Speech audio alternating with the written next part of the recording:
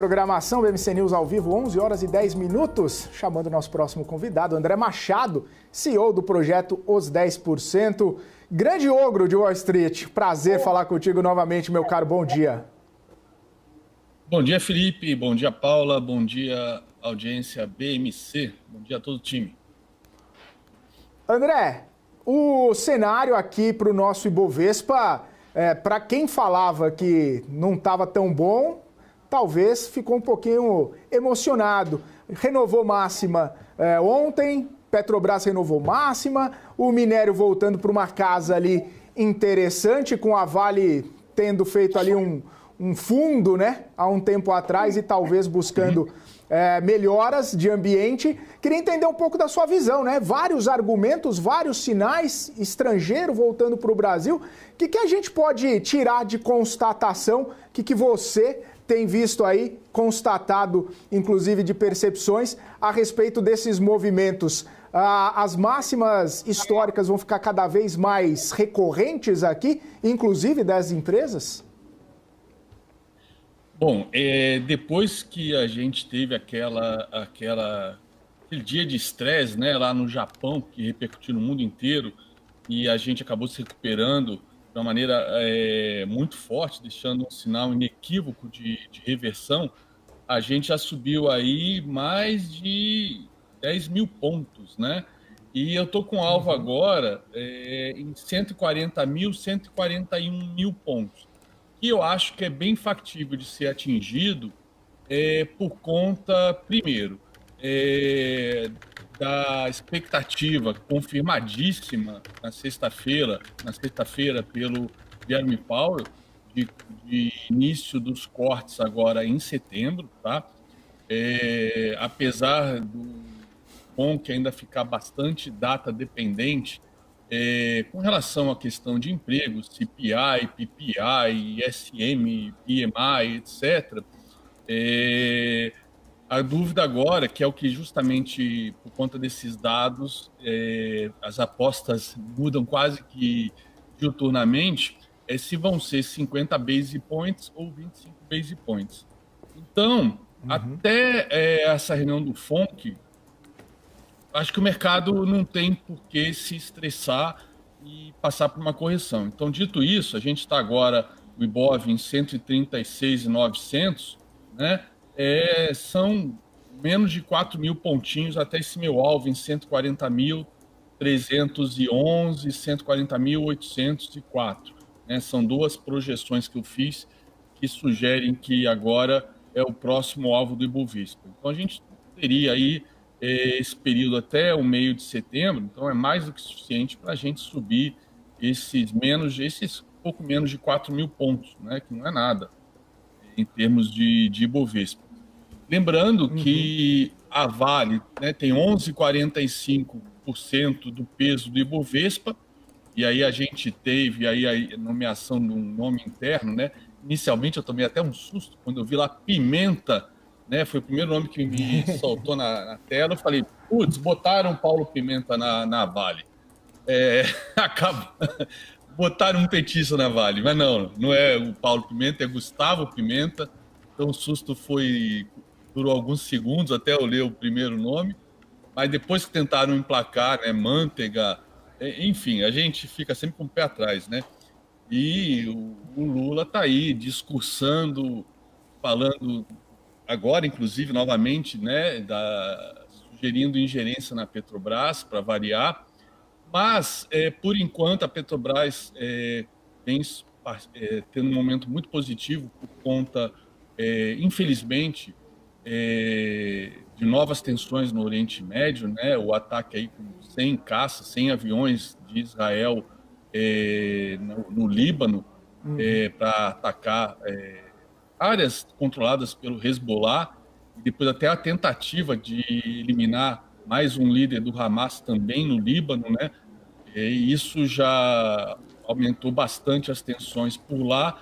Lembrando que a gente ainda está na expectativa da retaliação do Irã, e ainda não veio, mas exatamente quando vai vir e como será, ninguém sabe, mas sabemos que isso impacta no preço do petróleo. Então, a questão da ingerência, por exemplo, do governo, tudo que o Lula falou ontem, está repetindo exatamente agora, não sei aonde ele está discursando, mas ele falando de novo, né, de privatização, etc., que querem privatizar a empresa, quando não conseguem privatizar, então começam a vender os ativos, enfim, alejando a empresa, mas são ativos que não são core business da Petrobras, né? Mas a Petrobras, então, nesse ponto, está ignorando um pouco esses ruídos, até porque essa questão do arcabouço fiscal, a Petrobras pode ser aí o último fôlego, né? O último fôlego do governo para reforçar o caixa do Tesouro ainda este ano, através de dividendos extraordinários. Então, acredito que o mercado está apostando nisso. Eu, inclusive, estive no Macro Day do BTG semana passada e eu gostei, primeiramente, muito da participação do Roberto Campos Neto, quase que uma participação, digamos, meio que de despedida, né? Foi aplaudido de pé, merecidamente, e ele comentou bastante aí da questão fiscal, os 10% que a gente teve de aumento de despesa aí nos últimos 12 meses em relação ao PIB, né? Em relação às despesas que o governo vem fazendo, e por mais que a gente tenha um PIB sendo revisado para cima, está muito longe do que o governo está gastando a mais. Então, ele colocou esse alerta esse que o Galípolo também vem fazendo, mas o mais interessante dos comentários dele com relação até aquele ruído que tivemos aí há 3 reuniões atrás, onde teve o dissenso aí entre os escolhidos pelo governo e a velha guarda do BC, escolhida pelo Roberto Campos Neto, que deu um baita estresse no mercado, e que na reunião seguinte a gente até aqui conversou se iríamos ter nova dissidência, né? Se o Galípolo ia ter um voto técnico, porque os números estavam deteriorando, ou se ele ia ter um voto político, né? Se ele ia preservar a biografia ou se ele ia ser político. E aí ele preservou a biografia, teve um voto técnico, mas de lá para cá, Roberto Campos Neto e o próprio Galípolo, que talvez seja indicado, talvez ainda essa semana, para presidente do BC, ele tem tido um discurso muito hawkish, e o Roberto Campos Neto, semana passada, no Macro Day, comentou que existe um alinhamento enorme dessa nova equipe com a equipe anterior, e, inclusive, desculpe se eu errar nas palavras, mas ele comentou que nunca viu um alinhamento e uma equipe tão técnica e tão alinhada, sincronizada, acho que foi essa a palavra, como agora. É óbvio, sem demérito nenhum para a equipe anterior, né? Tinha Bruno Serra, entre outros, mas, enfim, acho que ele quis reforçar realmente essa questão de um Banco Central técnico. E o Galípolo tem reforçado muito isso, tem sido tão hawkish ou mais do que o Roberto Campos Neto, que deixou o mercado bem mais confortável. A questão fiscal é um problema seríssimo, tá? Mas que, a princípio, o Galípolo vai, se essa questão fiscal de gastos continuar descontrolada, ele deixa bem claro que a necessidade de aumento, né? Mas um outro ponto que também pesa nessa decisão de aumento de taxa de juros é a questão do arcabouço fiscal.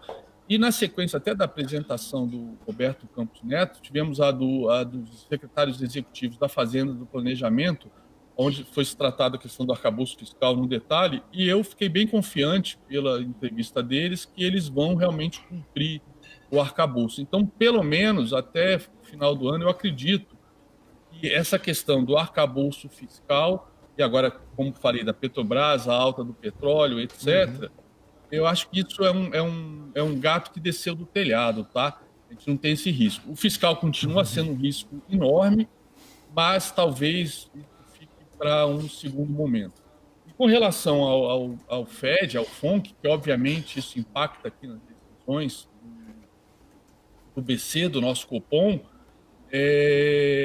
isso varia. O próprio Roberto comentou que a questão de hierarquia, né, com relação ao que pesa mais na tomada de decisão, isso varia ao longo do tempo. Às vezes pode ser a questão externa, né? Às vezes pode ser questões internas. Então, a questão externa, a princípio, vamos ter corte, ele acredita bastante no soft landing. De novo, eu não acredito no soft landing, mas talvez soft landing fique ainda no radar até o final do ano, né? Talvez o hard landing aconteça ano que vem. Eu não acredito por questões históricas, né? Como já falei tantas vezes aqui, nunca tivemos controle de inflação com aumento de juros sem uma recessão, mesmo que seja curta. Então, não acredito que vai ser diferente agora, mas os números, né, estão mostrando bastante força, como mostraram no passado, em outros aumentos de juros. Né? A questão dos juros chegar principalmente no consumo, né, que em salários na área de serviço, a política monetária demora muito para chegar nesse. É a última área da economia que é afetada por uma política restritiva. Então, talvez não chegou ainda, mas deve chegar. Acredito que chegue em 2025. Mas, de qualquer maneira, o Roberto Campos Neto acredita bastante no soft landing. Então, a questão do arcabouço também está endereçada. Então, temos um cenário perfeito, né, nesse momento, para essa melhora, para o Ibovespa lá nos 140 mil, 141 mil, quiçá, uma arrancada, dependendo dos números, né, se as apostas aumentarem para 50 base points pelo Fed de corte, que aí também aumenta um pouco o spread do nossa taxa de juros com a do Fed. Então, isso ajuda é mais uma coisa a favor de manter a taxa de juros inalterada aqui, sem aumentar. Né? A gente pode chegar até os 150 mil até setembro. Estamos falando aí de menos de 14 mil, 10% de alta. 10% de alta para termos aí 20 pregões pela frente, é factível, pode acontecer. Né? Principalmente puxado Petrobras e Vale. A Vale, com esse novo nome aí para CEO, né? A Petrobras com o aumento do petróleo e a expectativa de gerar dividendos para todo mundo, inclusive para o Tesouro, para o controlador. Agora, o minério de ferro, a situação na China está extremamente grave lá com relação à questão mobiliária, que causou uma desaceleração aí enorme na economia, fora a perda de renda para a população chinesa. Né? Então, o mercado de ações lá está perdendo uma estrutura triangular que já vem desde 2009, perdendo para baixo, que sugere quedas mais fortes. O minério de ferro, apesar de ter subido quase 6% ontem e anteontem, no caso ontem é o pregão de hoje nosso, mas ontem em Singapura, apesar de ter subido quase 6%, ele veio testar um pivô de baixa que foi acionado muito feio algumas semanas atrás. Então, ele veio fazer esse teste, que é mais do que esperado, é um movimento técnico de repique plenamente esperado, inclusive é sempre o mais provável que aconteça em caso de pivôs de baixa e de alta, é esse tipo de teste. Então, o minério de ferro subiu 6%, isso está ajudando a Vale, além da indicação do Gustavo Pimenta. Então, Vale com 11,45% do peso do Ibov, Petri 4 e Petri 3, né, 7,59% e 3,82%, respectivamente. Os dois juntos, fazendo conta aqui de padeiro, deve estar dando uns 23%, 24% de peso no Ibov, ou seja, um quarto do peso do Ibov, né, são essas duas. E essas duas, no momento, estão subindo. A Vale, apesar de estar subindo nos últimos dias, ela caiu muito forte nos últimos meses, tá? Mas a Vale continua refém do minério de ferro e da China. Né? Não veio novos estímulos aí essa semana da China, que era esperado, mas não vieram novos estímulos, a taxa de juros se manteve. Mas, mesmo assim, o minério de ferro teve esse movimento técnico, mas eu acho que a tendência do minério de ferro lá na China é continuar caindo, até porque vamos ter a taxação do aço pela maior parte das economias, inclusive a Europa, taxação de 100% da indústria de carros elétricos, de baterias, de toda essa nova área que a China está inundando o mercado global com seus produtos, né, que foi uma comida de bola violenta dos Estados Unidos 10 anos atrás, que deixou essas patentes, inclusive, acho que caducarem e a China tomou posse delas, ou, enfim, a gente sabe que a China tem um histórico grande de roubo de propriedade intelectual. Eu tenho uma matéria da Bloomberg aí de 1 ano e meio atrás que trata disso. Talvez semana que vem eu traga para vocês mais dados sobre isso. Mas, enfim, toda essa questão de tarifação de aço e dessa indústria de carros elétricos e baterias também vai acentuar a correção na China. Então, a Vale pode ter um movimento de alta temporário, né, e a Petrobras, né, a gente está dependendo aí, infelizmente, de alta de petróleo por conta de tensões no Oriente Médio, que com isso estão deixando a ingerência do Lula, né, exigindo aí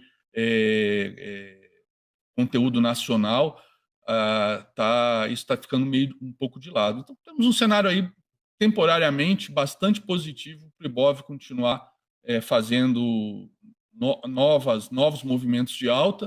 O próprio Dow Jones, que é o índice da velha economia, né, fez novo topo histórico ontem, né, all times high, enquanto o SP e Nasdaq, que depende muito das magníficas 7, caíram, mas mostrou que a economia americana, né, a velha indústria, está indo bem a ponto do Dow Jones fazer all times high ontem. Então, temos um cenário bastante positivo, né, porque o Dow Jones acaba sendo um proxy melhor para o nosso Ibov do que SP500 e Nasdaq, apesar desses dois, por terem a maior amostragem, né, de market cap do mercado americano, quando lá as coisas estão indo mal para esses dois índices, a gente acaba sendo contaminado, né, porque é onde o mundo inteiro está de olho. Mas o Dow Jones fazendo all times high está sinalizando também que a economia está forte lá, né? Então, está tudo contribuindo para a gente seguir subindo o Ibov até aí 141 mil, quiçá dando tempo, né, até meados de setembro, até os 150 mil. Vamos ver se o ilustríssimo presidente não bota água no chope da galera com os seus discursos, né? E vamos ver aí a indicação do presidente do Banco Central, talvez essa semana, como é que vai repercutir, pode repercutir muito bem. Agora, o DI está aí, uma alta forte de 0,91% agora, DI 29, e o dólar caindo, ou seja, é uma divergência, né? Uma divergência, acho que no caso do nosso dólar está caindo até por conta do próprio cenário americano, né? Na verdade, o dólar está se enfraquecendo, não é o real que está se valorizando, né? É o dólar que está se enfraquecendo por conta aí das expectativas de cortes de juros e menor pressão em cima dos títulos americanos. Então, o cenário está bem tranquilo aí para as próximas 2 semanas, na minha opinião. Em termos políticos, muito bom, né? Geopolíticos, na verdade, o cenário está ruim, mas favorece o nosso mercado. É uma idiosincrasia, infelizmente. Muito bom. André, obrigado por estar aqui com a gente. Gosto muito de bater esse papo contigo, trazer essas análises. E a gente vai acompanhando, obviamente, ao longo desse tempo aí. Vamos ver, né, se nesse meado de setembro, como você falou, aonde estaremos. Se depender, né, do otimismo de alguns investidores, talvez a gente chegue lá e bata mesmo esses alvos. Abraço, André. Até semana que vem e uma ótima semana para você. Abraços, Felipe. Abraços, Paula. Boa sorte para todos vocês. Nos vemos semana que vem, se Deus quiser. Valeu, André Machado, ogro de Wall Street, CEO do projeto Os 10